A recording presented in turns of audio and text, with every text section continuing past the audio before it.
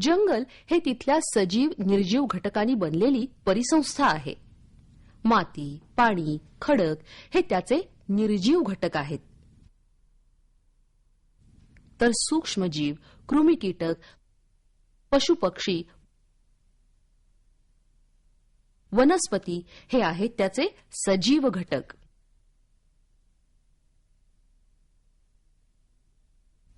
जंगलात जमिनीवर काटक्या पानांचा खच पडलेला दिसतो. नुसत्या डोळ्यांना न दिसणारे अनेक सूक्ष्मजीव या थरात असतात. ते या पाल्यापाचोळ्याचं उत्तम नैसर्गिक खत तयार करतात. मृत वनस्पतींवर कधीकधी रंगीत बुरशीसारख्या वनस्पती उगवलेल्या दिसतात. तर कधी सुंदर फुलांप्रमाणे दिसणारी लायकेन्स उगवलेली दिसतात. जंगलात पाणवठेही असतात. कृमी वर्गातले लहान प्राणीही दिसतात. मुंग्यांची अनेक वारुळं असतात. ही वारुळं काही वेळा खूप मोठी असतात.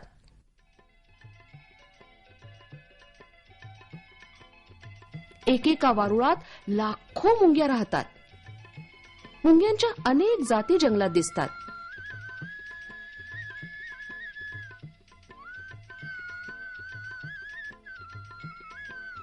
इतर कीटकही जंगलात आढळतात.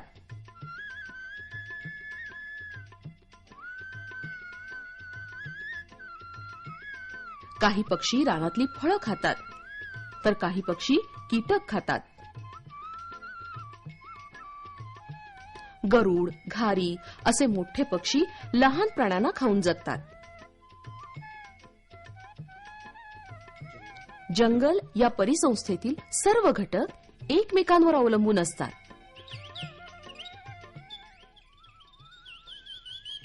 अनेकदा लाकूड, सरपण मिळवण्यासाठी मोठमोठ्या वृक्षांची तोड केली जाते. वृक्षतोडीमुळे इतर जीवसृष्टी नष्ट होते.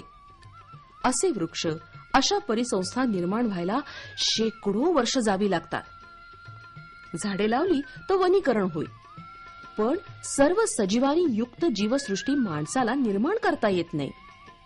हे काम फक्त निसर्गातच घडून येतं. जंगल ही अनमोल नैसर्गिक संपत्ती आहे. आपणच तिचं जतन केलं पाहिजे.